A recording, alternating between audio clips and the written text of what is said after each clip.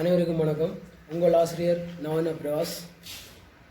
இன்றைய தினம் தரம் 11க்கான இரண்டாம் தவணைக்குரிய அதாவது 4ஆம் பாடம் பிரித்தானியர் ஆட்சியில் இலங்கையின் அரசியல் மாற்றம் எனும் பாடத்தை நாங்கள் பார்க்க உள்ளோம். அதாவது பிரித்தானிய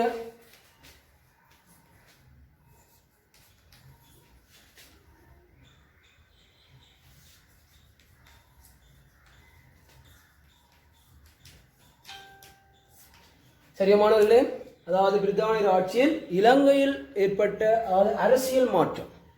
அந்த வகையில் முதலாவது நாங்கள் பிரித்தானியுடைய வருகை தொடர்பாக பார்க்க வேண்டும்.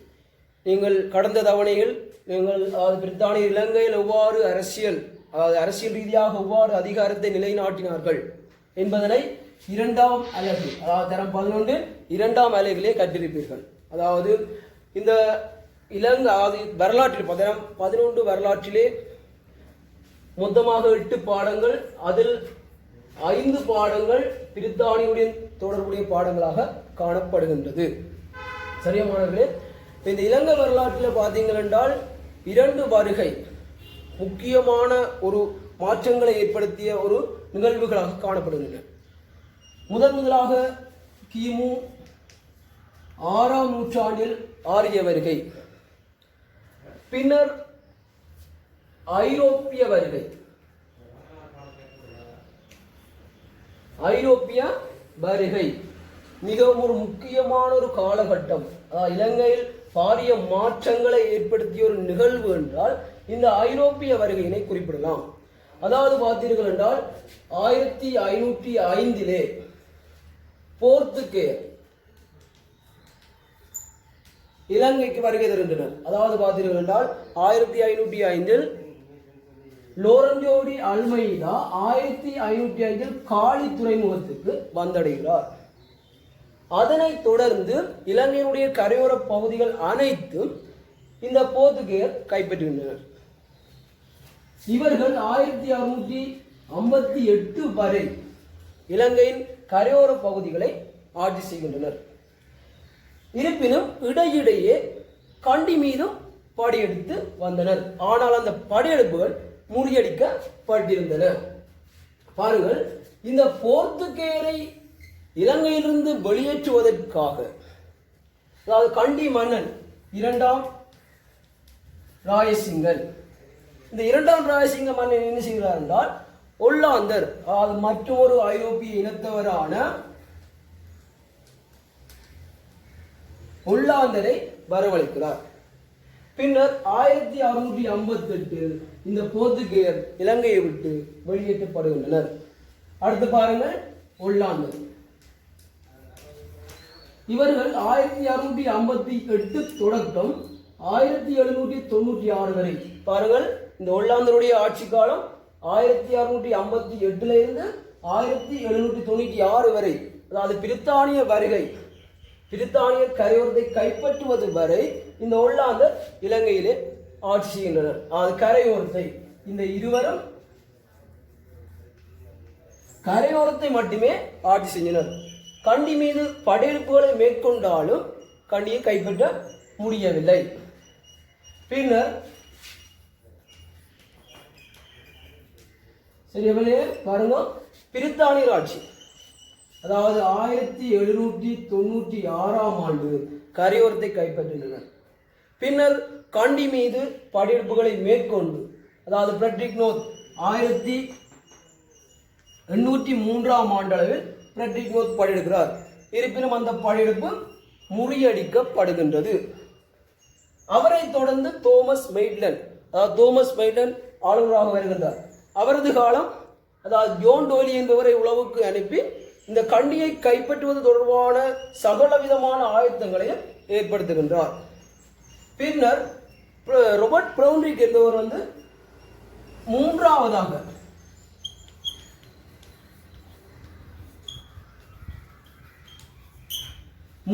ஆளுநராக இவர் 1815 கண்டியை கைப்பற்றுகின்றார். இந்த கண்டி உட்பட இலங்கை முழுவதும் 1715 கைப்பற்றப்பட்டு 1948 இலங்கை சுதந்திரம் அடையும் வரை பிரித்தானியர் ஆட்சி இருந்தன. இப்ப இந்த பிரித்தானியர் இலங்கையை கைப்பற்றிய பின்னர், அதாவது 1815 பிரித்தானியர் கைப்பற்றிய பின்னர் பார்த்தீர்கள் என்றால் இலங்கையிலே பல மாற்றங்கள், அதாவது அரசியல் ரீதியாக, சமூக ரீதியாக, பொருளாதார ரீதியாக, சமயம், இவ்வாறாக அனைத்து துறைகளிலும் பாரிய மாற்றங்கள் ஏற்படுகின்றன. தரம் 11 இரண்டாவது அலகிலே பிரித்தானிய இலங்கையை எவ்வாறு கைப்பற்றி தமது அதிகாரத்தை நிலைநிறுத்துகின்றனர் என்பதை படித்தீர்கள். மூன்றாவது அலகிலே சமயம், அதாவது பிரித்தானியர் தமது சமயத்தை பரப்பியதனால் அவர் இலங்கையில் இருந்த இந்து சமயம், இஸ்லாமிய சமயம், பௌத்த சமயம் ஆகிய சமயங்கள் கீழ்நிலைக்கு சென்றன. அதனை மறுமலர்ச்சி அடைய வைக்கிறது. அதாவது மூன்றாம் அலகில், அதாவது இலங்கையில் சமய மறுமலர்ச்சியின் பாடத்தில் இந்த விடயங்களை கேட்டிருப்பீர்கள். இப்பொழுது அரசியல் ரீதியான மாற்றம், அதாவது இந்த 4வது அலகிலே, அதாவது பிரித்தானியர் ஆட்சியில் அரசியல் ரீதியாக எவ்வாறு மாற்றங்கள் ஏற்பட்டன என்பதனை இப்பொழுது நாங்கள் கற்க உள்ளோம். அந்த வகையில் இந்த பிரித்தானியருடைய ஆட்சியில் அரசியல் ரீதியாக ஏற்பட்ட மாற்றங்களில் முதன்மையாக காணப்படுவது யாப்புக்களின் தோற்றம். பாருங்கள், அரசியல் மாற்றத்தில் முதன்மையாக காணப்படுவது யாப்புக்களின் தோற்றம். இந்த பிரித்தானிய ஆட்சி காலத்தில் பார்த்தீர்கள் என்றால் முக்கியமாக இலங்கை சுதந்திரம் அடையும் வரை 6 ஜாப்புகள் உருவாக்கப்படுகின்றன. பாருங்கள் என்னென்ன ஜாப்புகள் என்று.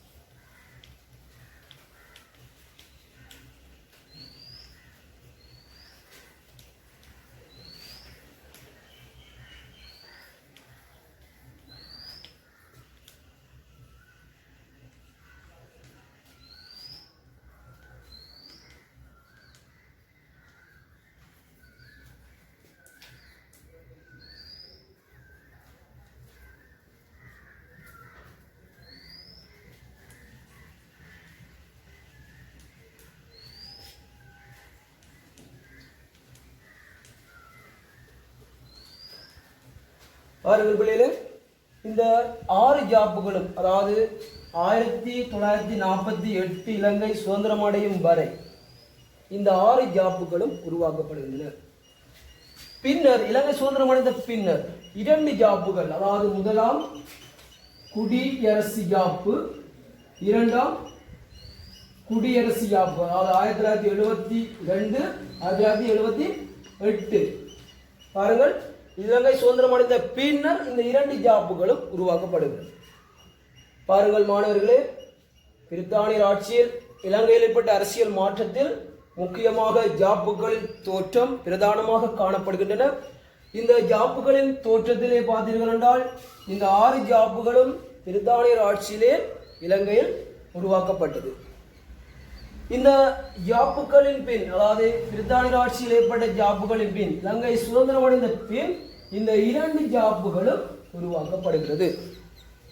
இனி நாங்கள் பார்க்க போற விடயம் என்னென்று பார்த்தீர்கள் என்றால் இந்த ஒவ்வொரு ஜாப்புகளும்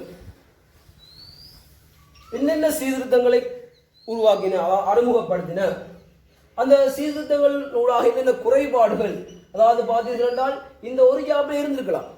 ஆரம்பத்தில் 1833ஆம் ஆண்டில் இந்த கோல்புர்க் ஜாப் உருவாக்கப்பட்டது. ஏன் அதிலே அந்த ஜாப்பே இன்று வரை இருந்திருக்கலாம், அதாவது சுதந்திரம் அடையும் வரை இருந்திருக்கலாம். ஏன் இருக்கவில்லை? ஏனென்று பார்த்தீர்கள் என்றால் இந்த ஒவ்வொரு ஜாப், அதாவது இந்த ஜாப்பில் இருந்த குறைபாடு, அதாவது கோல்புர்க் கமரன் சீர்திருத்தத்திலே காணப்பட்ட குறைபாடு குருமக்களன் ஜாப்பினை உருவாக்கியது. இந்த குருமக்களன் ஜாப்பிலே காணப்பட்ட குறைபாடுகள் தொடர்ந்து மேனிங் ஜாப் உருவாக்கப்பட்டது. இவ்வாறு இந்த ஒவ்வொரு ஜாப்புகளும் குறைபாடுகளை, ஒரு ஜாப்பினுடைய குறைபாடுகளை நிவர்த்தி செய்வதற்கு தான் ஏழை ஜாப்புகள் உருவாக்கப்பட்டன. அந்த வகையில் நாங்கள் இப்பொழுது பார்க்க உள்ள ஜாப்பு கோல்புர்க் கமரன் ஜாப்பு. பாருங்கள், இந்த கோல்புரூக் கமரன் ஜாப் வந்து எப்பொழுது யாரால் உருவாக்கப்பட்டது பார்த்தீர்கள் என்றால் மாணவர்களே, இந்த கோல்புரூக் ஜாப்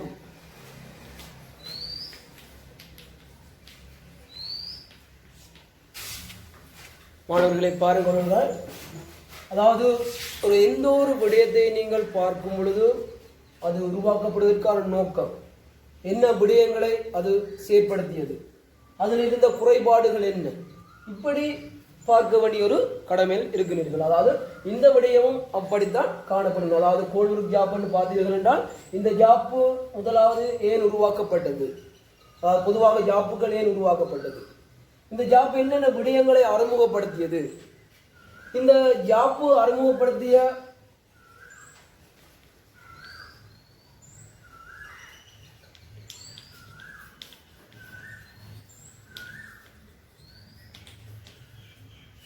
இந்த ஜாப்பு அறிமுகப்படுத்திய சீர்திருத்தங்களால் ஏற்பட்ட நன்மை தீமை இவ்வாறான விடயங்களை நாங்கள் பார்க்க இருக்கின்றோம். பாருங்கள் மாணவர்களே, இந்த கோல்புரூக் கமரன் ஜாப்பு உருவாக்குவதற்கான நோக்கம், அடுத்தது இந்த ஜாப்பு அறிமுகப்படுத்திய சீர்திருத்தங்கள், இந்த ஜாப்பு அதாவது கோல்புரூக் ஜாப்பினால் என்னென்ன நன்மைகள் என்ன தீமைகள் உருவாக்கப்பட்டது என்பதனை நாங்கள் பார்க்க இருக்கிறோம். அந்த வகையில் முதலாவதாக இந்த கோல்புரூக் ஜாப்பு ஏன் உருவாக்கப்பட்டது பார்த்தீர்கள் என்றால் மாணவர்களே, இதுக்கு இரண்டு காரணங்கள் முக்கியமாக காணப்படுகிறது. ஒன்று, இந்த பிரித்தானியர்கள் உலகில் உள்ள பல நாடுகளை கைப்பற்றினார்கள். அதாவது உலக வரலாற்றில் இந்த ஐரோப்பியர்களே கூடுதலான நாடுகளை கைப்பற்றியவர்கள் என்றால் இந்த பிரித்தானியர்கள். இந்த பிரித்தானியர்கள் பார்த்தீர்கள் என்றால் இந்த நாடுகளை கைப்பற்றுவதற்குரிய நோக்கம் வர்த்தக லாபம் பெறுதல், சமயங்களை பரப்புதல், தமது சமயங்களை பரப்புறது, இரண்டாவது வர்த்தக லாபம் பெறுவது. ஆனால் இலங்கையை கைப்பற்றிய வந்து வர்த்தக லாபம் அதிகம் பெறுவதால் நோக்கமாக இருந்தது. ஆனால் இங்க இவர்களுக்கு வரவை விட லாபங்களை விட செலவு அதிகமாக இருந்திருக்கு. தமக்கு வரவை விட செலவு அதிகம். பாருங்கள், ஒன்று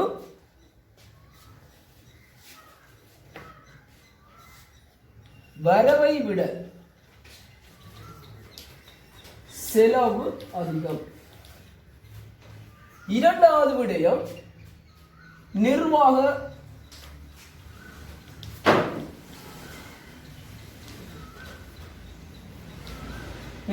குறைபாடுகளை சீர் செய்தல். பாருங்கள் மாணவர்களை, இரண்டு விடயங்கள் நோக்கமாக காணப்படுகின்றன. ஒன்று, வரவை விட செலவு அதிகமாக காணப்படுகின்றன. அதாவது பிரித்தானிய இலங்கையை கைப்பற்றுவதற்கான நோக்கங்களில் அதிக வருமானங்களை ஈட்டுதல். ஆனால் அவர்களுக்கு இந்த வரவை விட செலவே அதிகமாக காணப்பட்டது.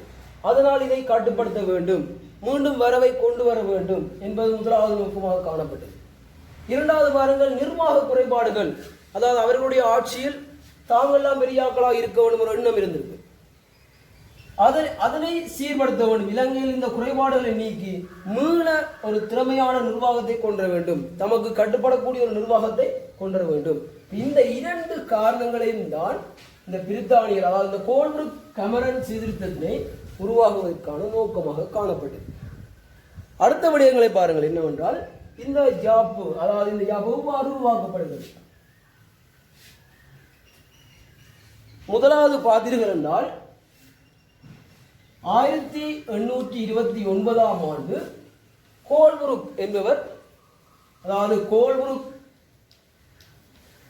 என்பவர் நிர்வாக விடயங்களை ஆராய இலங்கைக்கு வருகிறார். அதாவது பிரித்தானிய முடி என்ன செய்கிறார் என்றால், இந்த கோல்புரூக் என்பவரை இந்த ஆண்டில் அதாவது 1829ஆம் ஆண்டில் நிர்வாக விடயங்கள் அதாவது பார்த்தீங்கன்னா நிர்வாகம் இந்த விடயங்களை ஆராய்வதற்காக இங்கு அனுப்பி விடுகிறார். இரண்டாவது 1830ஆம் ஆண்டில் கமரன், இந்த கமரன் என்பவர் நீதி விடயங்கள் அதாவது நீதி விடயங்களை ஆராய அனுப்பிவிடுகிறார். பாருங்கள், இரண்டு குழு வருகிறது. அதாவது கோல்புரூக் கமரன் இந்த இரண்டு பேரும் சேர்ந்துதான், இரண்டு பேருடைய இந்த குழுவை சேர்த்து தான் கோல்புரூக் கமரன் என்று சொல்லப்படுகிறது. அந்த வகையில் பாருங்கள், இந்த 1829ஆம் ஆண்டு நிர்வாக குறைபாடுகள் அதாவது நிர்வாகம் தொடர்பாக ஆராய்வதற்கு கோல்புரூக் வருகிறார். இரண்டாவது 1830ஆம் ஆண்டு இந்த கமரன் என்பவர் நீதி விடயங்களை ஆராய வருகிறார். சரியா மாணவர்களே? பின்னர் இந்த இவர்களுடைய அறிக்கைகளை ஒன்றிணைத்து 1833ஆம் ஆண்டு பாருங்கள், 1833ஆம் ஆண்டு இந்த கோல்புரூக் கமரன் சீர்திருத்தமானது உருவாக்கப்படுகிறது. பாருங்கள், இரண்டு விடயங்கள் பார்த்துள்ளோம். ஒன்று நோக்கம், இரண்டாவது எவ்வாறு உருவாக்கம். பாருங்கள், இரண்டு விடயம் பார்த்துள்ளோம். சரியா மாணவர்களே? அடுத்த என்ன விஷயம் பார்க்க போறோம் என்றால், இந்த ஜாப்பு என்னென்ன சீர்திருத்தங்களை அறிமுகப்படுத்தியது. சரியா மாணவர்களே? அதாவது சீர்திருத்தங்கள்.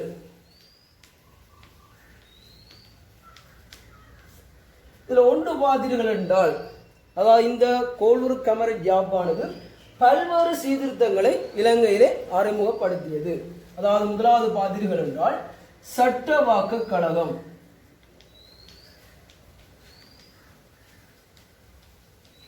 சட்டவாக்க கழகத்தை ஆரம்பித்தல்.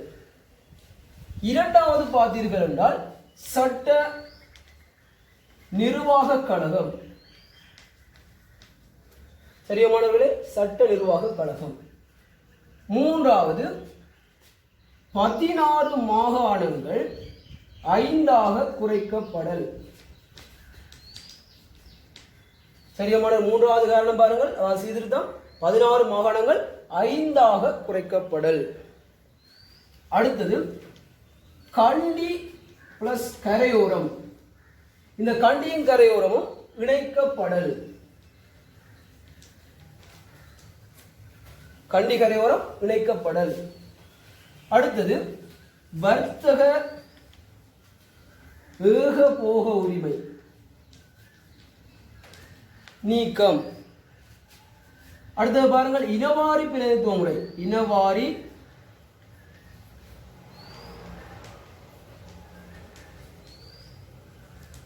முறை அறிமுகம். ஆங்கில கல்வி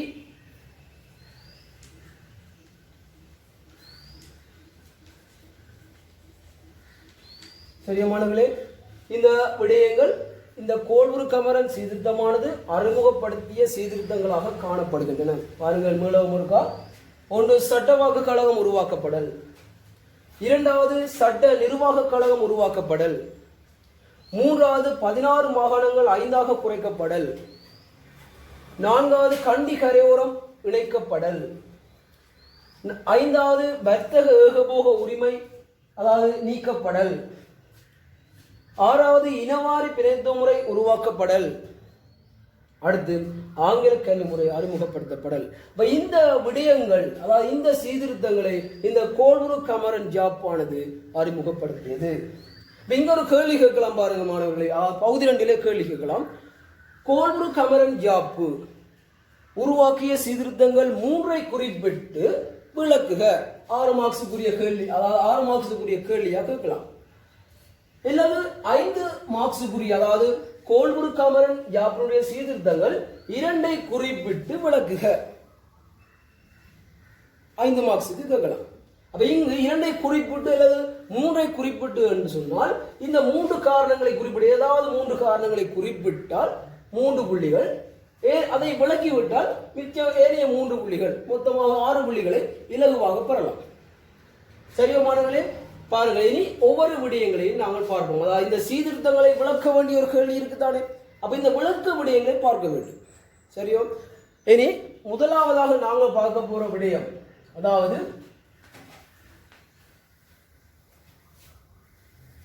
இந்த சட்டவாக்க கழகம், அதாவது சட்டவாக்க கழகம் உருவாக்கப்படல். இங்க பாருங்க பிள்ளைகளே, இந்த சட்டவாக்க கழகம் ஏன் உருவாக்கப்பட்டது என்றால், ஆரம்பத்தில் ஆளுநர் இருந்தால் சட்ட ரீதியான அனைத்து அதிகாரங்களும் காணப்படல். பாருங்க பிள்ளைகள், முதலாவது பாயிண்ட், ஆளுநரிடம் சட்ட அதிகாரங்கள் முழுவதும் காணப்பட்டது. இந்த சட்ட அதிகாரத்தை குறைத்தல். இந்த சட்ட அதிகாரங்களை குறைப்பதற்காகவே சட்டவாக்க கழகம் உருவாக்கப்பட்டது. அதாவது பாருங்கள், ஆளுநரிடம் முழுமையாக சட்ட அதிகாரங்கள் காணப்பட்டன. இந்த அதிகாரங்களை குறைப்பதற்காக சட்டவாக்க கழகம் உருவாக்கப்பட்டது. அத்துடன் இந்த ஆளுநருக்கு சட்டம் தொடர்பான, அதாவது சட்டவாக்கம் தொடர்பான ஆலோசனைகளை வழங்குதல். அதாவது ஆளுநருக்கு சகல விடயங்களையும் எனது ஆலோசனைகளை வழங்கினால் ஆளுநர் இலகுவாக அனைத்து விடயங்களையும் நிறைவேற்றிக் கொள்ளலாம். அப்ப பாருங்க பிள்ளைகளே, இந்த ஆளுநரிடம் அதாவது சட்டவாக அதிகாரங்கள் சட்ட ரீதியான அதிகாரங்கள் முழுமையாக காணப்பட்டது. இதனை குறைக்கிறது. அத்துடன் இந்த சட்டவாக்க கழகம் என்ன செய்கிறது? ஆளுநருக்கு முழுமையான ஆலோசனைகளை வழங்குகிறது. இதுதான் இதனுடைய நோக்கமாக காணப்பட்டது. அடுத்தது பாருங்கள், இந்த சட்டவாக்க கழகம் எவ்வாறு கட்டமைக்கப்பட்டிருந்தது பார்த்தீர்கள் என்றால் மாணவர்களே, இங்கு 15 உறுப்பினர்களை கொண்டு காணப்பட்டது. அதாவது சட்டவாக்க கழகம் 15 உறுப்பினர்களை கொண்டு காணப்பட்டது. பாருங்கள், இங்கு எவ்வாறு இதனுடைய கட்டமைப்பு காணப்படுகின்றது என்றால் இந்த இப்படி 2 வகையாக பிரிக்கப்படுகிறது. அதாவது பார்த்தீங்கன்னா, ஒன்று உத்தியோக சார்புள்ளோர். பாருங்கள் பிள்ளைகளே, உத்தியோக சார்புள்ளோர் என்றும் உத்தியோக சார்பற்றோர் என்றும் 2ஆக பிரிக்கப்படுகிறது. இந்த 15 பேரில் உத்தியோக சார்புடையோரில் 9 பேரும் உத்தியோக சார்பற்றோரில் 6 பேரும் காணப்பட்டனர். பாருங்கள், மொத்தமாக 15 உறுப்பினர்களை கொண்ட சட்டவாக்க கழகம் உருவாக்கப்பட்டது. இந்த சட்டவாக்க கழகம் 2 பிரிவுகளாக காணப்பட்டன. ஒன்று உத்தியோக சார்புள்ளோரையும் உத்தியோக சார்பற்றோரையும் கொண்டு காணப்பட்டன. இந்த உத்தியோக சார்புள்ளோரில் 9 உறுப்பினர்களையும் உத்தியோக சார்பற்றோரில் 6 உறுப்பினர்களையும் கொண்டு காணப்பட்டது. இங்கு அடுத்த கட்டமாக பார்த்தீங்கன்னா, இந்த உத்தியோக சார்பற்றோர்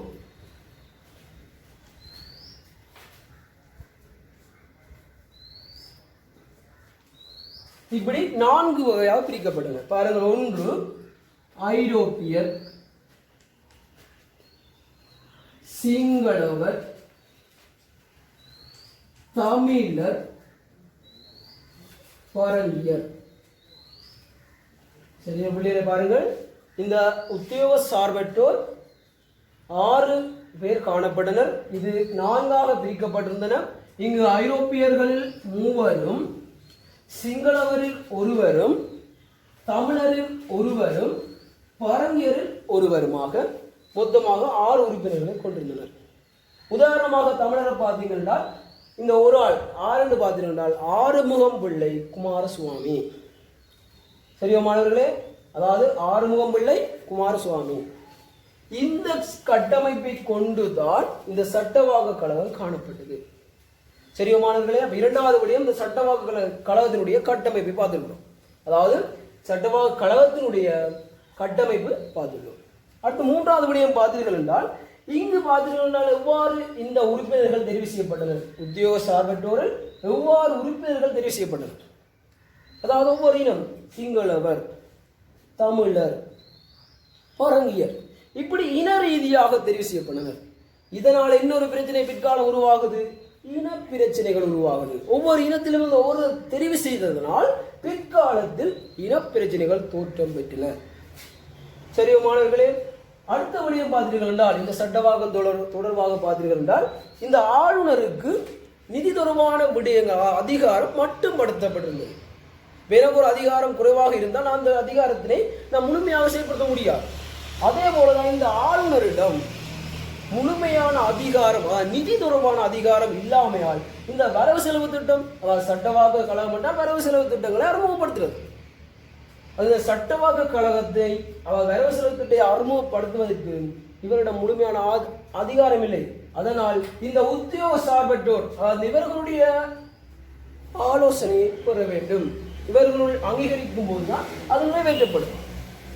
சரியா மாணவர்களே? அடுத்தது பார்த்தீர்கள் என்றால், பிற்காலம் இங்கு இந்த பல இயக்கங்கள் தோன்றி, அதாவது இந்த ஐரோப்பியர் பலர் போராட்டங்களை மேற்கொண்டனர். உத்தியோக சார்பற்ற அந்த உறுப்பினர்களை எண்ணிக்கையை அதிகரிக்க வேண்டும் என்று போராட்டங்கள் நிகழ்த்தினர். அதன் பயனாக 2 பேர், அதாவது இங்கு 1889ஆம் ஆண்டில் மேலும் 2 பேர் சேர்த்துக் கொள்ளப்பட்டனர். அதாவது ஒரு சிங்களவர், மலைநாட்டு சிங்களவரும் ஒரு முஸ்லீம். அதாவது 2 பேர் பாருங்கள். 1889 ஆண்டு இந்த சட்டவாக்கு கழக உறுப்பினர் எண்ணிக்கையில் மேலும் 2 பேர் தெரிவு செய்யப்பட்டனர். அதாவது ஒருவர் மலைநாட்டு சிங்களவர், மற்றவர் முஸ்லீம். அதாவது மலைநாட்டு சிங்களவர் யாருன்னு பார்த்துக்கிட்டால் பானபொக்கை, முஸ்லீம் யாருன்னு பார்த்துக்கிட்டால் அப்துல் ரஹ்மான். சரியா, மீண்டும் பாருங்கள். இந்த இருவரில் ஒருவர் மலைநாட்டு சிங்களவர் பானபொக்கை, மற்றவர் முஸ்லீம் அப்துல் ரஹ்மான். இவ்வாறு இந்த சட்டவாக்கு கழகம் கொண்டு காணப்பட்டது. பாருங்கள், அப்ப சட்டவாக்கு கழகம் ஒரு காரணம் என்று கொடுத்தீர்கள் என்றால் இதுக்குரிய விளக்கம் இப்பொழுது நான் விளங்கப்படுத்திய அனைத்து விடயங்களையும் உள்ளடக்கப்பட வேண்டும். அதாவது அதனுடைய கட்டமைப்பு எப்படி இருந்தது, அது ஏன் உருவாக்கப்பட்டது. பாருங்கள், அது உருவாக்கப்படுவதற்கான காரணம் பார்த்தீர்கள் ஆளுநருக்கு சட்ட ரீதியான அதிகாரம் அதிகமாக காணப்பட்டது. அதனை குறைப்பதற்காக உருவாக்கப்பட்டது. இரண்டாவது, இந்த சட்டவாக்கு கழகம் இந்த ஆளுநருக்கு ஆலோசனைகள், சட்ட ரீதியான ஆலோசனைகளை வழங்குதல், இவற்றுக்காக உருவாக்கப்பட்டது. அடுத்தது பாருங்கள், கட்டமைப்பு. இந்த கட்டமைப்பை வழங்க வேண்டும். மூன்றாவது, இந்த ஆளுநருக்கு நிதி தொடர்பான விடயங்கள் மட்டுப்படுத்தப்பட்டிருந்தன. அதனால் இந்த உறுப்பினருடைய ஆதரவை, ஆலோசனையை பெற வேண்டும். அடுத்தது, இங்கு 1889 ஆண்டு மேலும் 2 பேர் இணைக்கப்பட்டனர். அப்ப இவ்வாறான விடயங்களை அதுக்கு நீங்கள் விளக்கத்துக்கு கொடுக்க வேண்டும். சரியா மாணவர்களே, அப்ப அடுத்த முதலாவது விடயம் பார்த்துட்டோம். அதாவது சட்டவாக்கு கழகம் தொடர்பான விடயங்களை பார்த்துட்டோம். அதாவது கோலூர் ஜாபருடைய சீர்திருத்தத்தில் முதன்மையாக காணப்பட்டது சட்டவாக்கு கழகம். அதனை இப்பொழுது பார்த்துட்டோம். அடுத்த விடயம், 2வது சீர்திருத்தமாக சட்ட நிர்வாக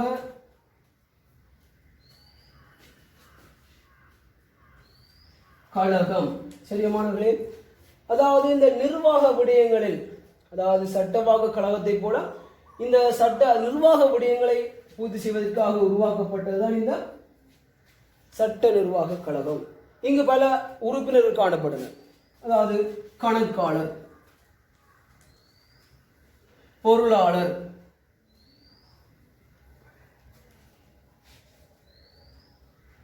சுங்க அறவீட்டாளர், இப்படி பல உறுப்பினர்கள் இந்த நிர்வாக கழகத்துக்குள் காணப்பட்டனர். பாருங்கள் மாணவர்களே, நிர்வாக தொடர்பான விடயங்களை மேற்கொள்வதற்காக இந்த சட்ட நிர்வாக கழகம் உருவாக்கப்பட்டது. இங்கு பல உறுப்பினர்கள் காணப்பட்டனர். உதாரணமாக கணக்காளர், பொருளாளர், சுங்க அறவீட்டாளர் போன்ற உறுப்பினர்கள் காணப்பட்டனர். அடுத்த விடயம், அடுத்த சீர்திருத்தம் என்னென்னு பார்த்துட்டு இருந்தால் இந்த கண்டி கரையோரம் இணைக்கப்படல்.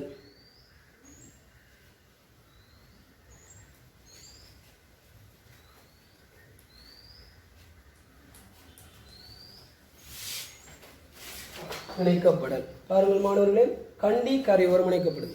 அதாவது பிரித்தானியர் இலங்கைக்கு வரும்பொழுது கண்டி ஒரு நிர்வாக அலகாகவும் கரையோரம் இன்னொரு நிர்வாக அலகாகவும் காணப்படுது.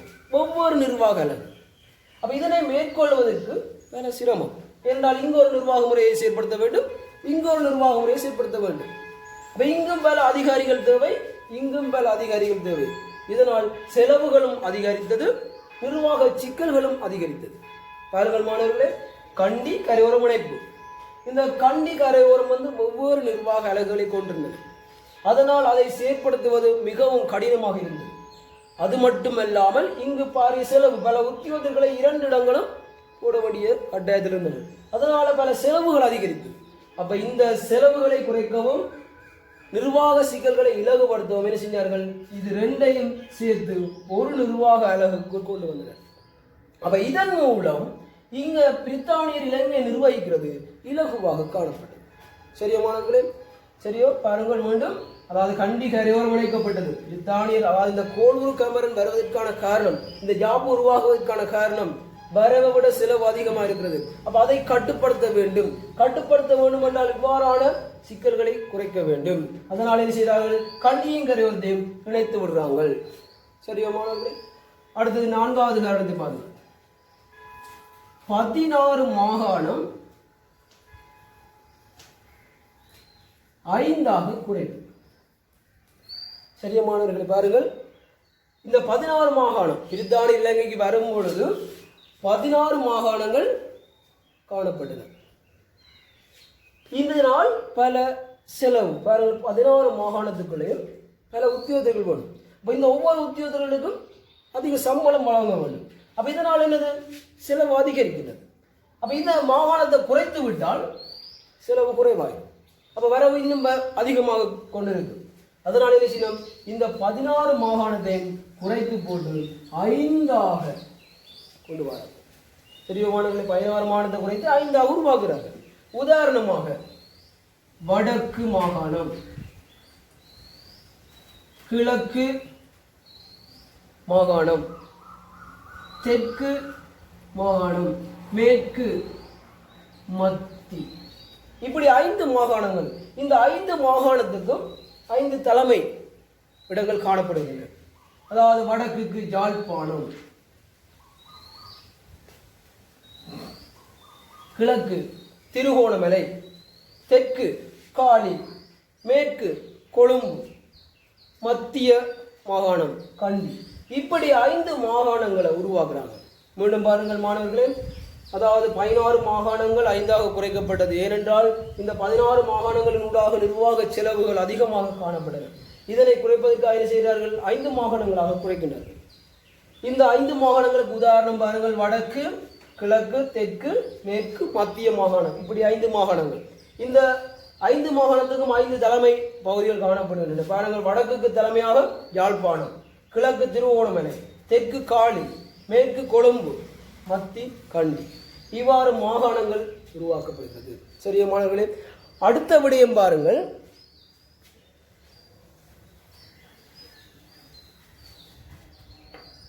இனவாரி பிரதிநிதித்துவ முறை. 5வது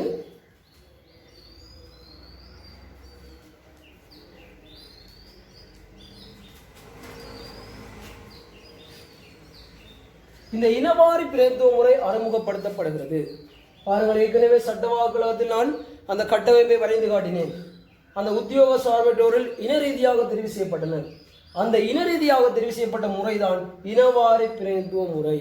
சரியா மாணவர்களே, இந்த இனவாரி பிரதிநிதித்துவ முறை அறிமுகப்படுத்தப்பட்டதால் பிற்காலங்களில் இன்று வரை இனப்பிரச்சனைகள் தமிழர் சிங்களவர், தமிழர் முஸ்லீம், சிங்களவர் முஸ்லீம், இப்படி இனப்பிரச்சனைகள் உருவாகுவதற்கு வழிகாட்டியாக அமைந்தது. சரியா மாணவர்களே, அடுத்தது பாருங்கள், ராஜகாரிய முறை நீக்கம்.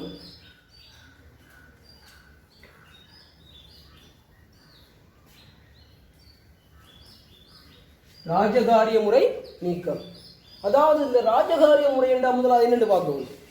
அதாவது ராஜகாரிய முறை என்றால் என்ன? இந்த வயதுக்கு வந்த ஆண்கள் அந்த காலம் அரசனுக்கு இலவசமாக குறித்த நாட்களில் வேலை செய்ய வேண்டும். சரியா மாணவர்களே, அதாவது ராஜகாரிய முறை என்றால் என்ன? இந்த வயதுக்கு வந்த ஆண்கள் அரசனுக்கு இலவசமாக குறித்த காலங்களில் வேலை செய்யும். அப்ப இந்த முறை தற்காலத்துக்கு பொருத்தமற்றது என்று நினைத்து என்ன செய்கிறார்கள், இதை நீக்கி வருவார்கள். இந்த ராஜகாரிய முறையை நீக்கி வருகிறார்கள். அப்ப அடுத்த சீர்திருத்தம் பாருங்கள், ராஜகாரிய முறை நீக்கம். அடுத்தது பாருங்களா, 7வது காரணம், அதாவது வர்த்தக ஏக போக உரிமை நீக்கம். அதாவது இதுவரை காலம் வர்த்தகத்துக்கு பொறுப்பானவன் மன்னன். அப்ப மன்னன் சகல வர்த்தகத்துக்கும் பொறுப்பாக காணப்பட்டான். அப்ப அவன் தான் எல்லாத்துக்கும் முதன்மையாக இருந்தான். அப்ப அவனை தாண்டி எந்த ஒரு செயற்பாடு செய்யலாம். அப்ப இப்ப மன்னன் ஆட்சி முழுமையாக நீக்கப்பட்டாச்சு. அதாவது 1815 கண்டி கைப்பற்றப்பட்டதுடன் மன்னர் ஆட்சி முழுமையாக நீக்கப்பட்டாச்சு. இப்ப ஆளுநர் பிரித்தானியுடைய ஆட்சியில என்ன செய்யறாங்க, இது தகுந்ததல்ல என்ன. அப்ப இந்த வர்த்தகம் மன்னனுடைய இருக்கக்கூடாது. மன்னரே இல்லை இங்க இருக்க போகுது. என்ன செய்யறாங்க, இப்ப தனியார் யாரும் எவரும் இந்த வர்த்தகத்தை செய்யலாம். அப்ப இப்ப வர்த்தக ஒரு முறை நீக்கப்பட்டதால இங்க எல்லா தனியார் முதலீட்டாளர்கள் சுதந்திரமாக வர்த்தக செயற்பாடுகளை மேற்கொள்ள உதவியாக அமைந்தது. இறுதியாக பாருங்கள், 8வது ஆங்கில கல்வி. சரியானே, ஆங்கில கல்வி அறிமுகம். இந்த ஆங்கில கல்வி அறிமுகத்தால் தான் இங்கு ஒரு படித்த ஒரு வர்க்கம், மத்தியதர வர்க்கம் உருவாக்கப்பட்டது. அப்ப இங்கு உள்ள மக்கள் அனைவரும் ஆங்கிலத்தை கற்கிறார்கள். கற்பதனால் ஒரு கற்ற வர்க்கம், அதாவது மத்தியதர வர்க்கம் உருவாகிறது. இன்று வரை ஆங்கிலம் முதன்மையாக காணப்படுகின்றது.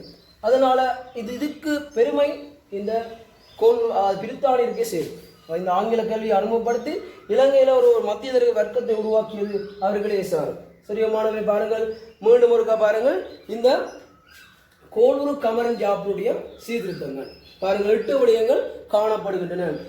அதாவது முதலாவது சட்ட வாக்கு கழகம் அறிமுகப்படுத்தப்படல், அடுத்தது சட்ட நிர்வாக கழகம் அறிமுகப்படுத்தப்படல், கண்டி கரையோரம் இணைக்கப்பட்டது, அடுத்தது பாருங்கள் 16 மாகாணங்கள் 5ஆக குறைக்கப்படல், அடுத்த 5வது பாருங்கள் இனவாரி பிரிந்த முறை அறிமுகம், அடுத்த பாருங்கள் 6வது ராஜகாரிய முறை நீக்கம், 7வது வர்த்தக ஏகபோக உரிமை நீக்கம், 8வது ஆங்கில கல்வி அறிமுகம்.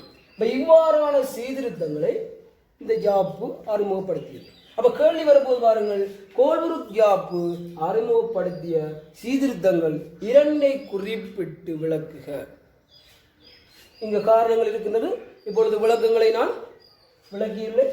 இந்த விடயங்களை குறிப்பிட்டு விளக்கி இருந்தால் உங்களுக்கு முழுமையான மார்க்ஸில் பெற உதவியாக இருக்கும். சரியா மாணவர்களே, அடுத்தது பாருங்க, இந்த கோல்புரூக் ஜாப்பில் என்ன நன்மை தீமை, இந்த விடயங்களை அறிமுகப்படுத்துறதால என்ன நன்மை தீமை பாருங்க. முதலாவது, இந்த சட்டவாக்கு கழகம் அறிமுகப்படுத்தப்பட்டமை இன்று பாராளுமன்றம் தோற்றம் பெற்று காணப்பட்டமைக்கு வழிகாட்டியாக அமையும். பாருங்கள், இன்று பாராளுமன்ற ஆட்சி தேர்தல் நடைபெற உள்ளது, பாராளுமன்ற தேர்தல். அப்ப இந்த பாராளுமன்றம் உருவாகுவதற்கு இந்த சட்டவாக்கு கழகமே காரணம். அடுத்து பாருங்கள், 2வது விஷயம் என்னது, சட்ட நிர்வாக கழகம்.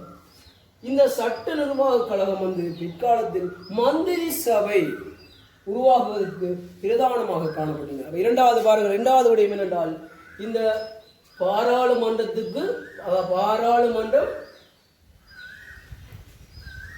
தோன்ற உதவியது, மந்திரி சபை தோன்ற உதவியது. அடுத்தது பாருங்கள், இந்த இனவாரி பிரேதமுறை அறிமுகப்படுத்தப்பட்டதால் இனப்பிரச்சனைகள் உருவாகியது.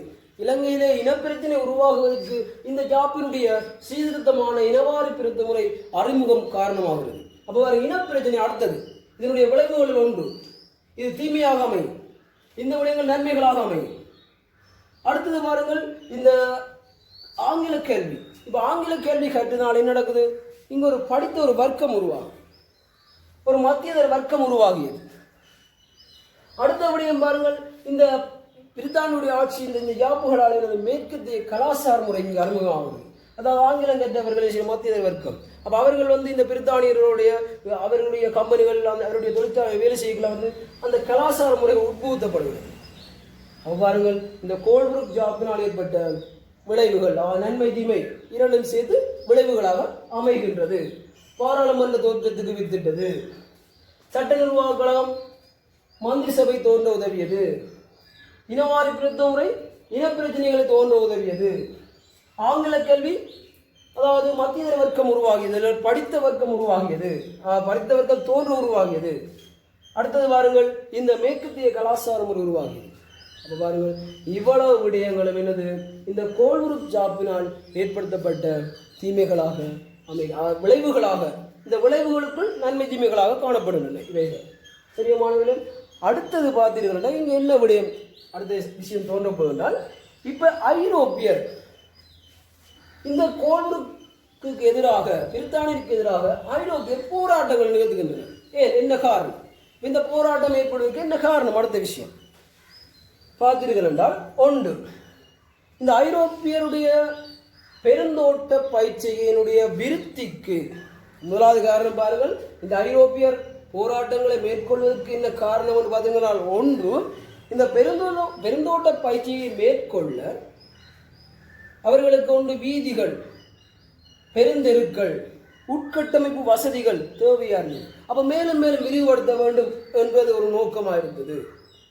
இரண்டாவது பாருங்கள், இந்த சட்டவாக்க கழக உறுப்பினர் எண்ணிக்கையை மேலும் அதிகரிக்க வேண்டும், இரண்டாவது கோரிக்கை. அதன் பயனாகத்தான் இங்கு மேலும் 2 பேர் 1889ஆம் ஆண்டளவில் மேலும் 2 இணைத்துக் கொள்ளப்பட்டனர். பாருங்கள், அப்ப இரண்டாவது காரணம் என்ன, நோக்கம் என்று பார்த்தீங்கன்னா, இந்த சட்டவாக்கு கழக எண்ணிக்கை அதிகரிக்கிறது, இரண்டாவது விஷயம். மூன்றாவது விஷயம் என்னென்று பார்த்தீங்கள் என்றால், இந்த சட்டவாக்கு கழக உறுப்பினர்ல உத்தியோக சார்பற்றோர் சிறுபான்மையோராக காணப்படுகின்றனர். அது தங்களை கொண்டுறணும். இந்த ஐரோப்பியர் அதுக்கு உட்புகுத்தோணும். அப்போ சிறுபான்மையோரை நீக்க வேண்டும் அதுக்குள்ள. சரியோ. அடுத்தது இந்த உத்தியோக சார்பற்றோர் எண்ணிக்கை அவன் உறுப்பினர்களை வாக்களித்து அதாவது வாக்குரிமையை தெரிவு செய்ய வேண்டும். பாருங்கள் 4 விடயங்கள். அதாவது இந்த கோல்புக் யாப்பு கம்யூனிஸ்டுக்கு எதிராக பிரித்தானியர்கள் ஐரோப்பியர்களே இவர்களுக்கு எதிராக போராட்டங்களை மேற்கொள்கிறார்கள். 4 காரணங்கள் இருக்கிறது பாருங்கள் இந்த நோக்கத்தில். அந்த போராட்டத்துக்குரிய காரணம் பார்த்தீங்கன்னா, 1 இந்த பெருந்தோட்ட பயிற்சியை விரிவுபடுத்தல், பெருந்தெரு போயிரத வீதி உட்கட்டமைப்பு வசதிகளை மேலும் மேலும் அதிகரிக்க வேண்டும். 1. 2வது சட்டமாக்க கழக எண்ணிக்கை அதிகரிக்க வேண்டும்.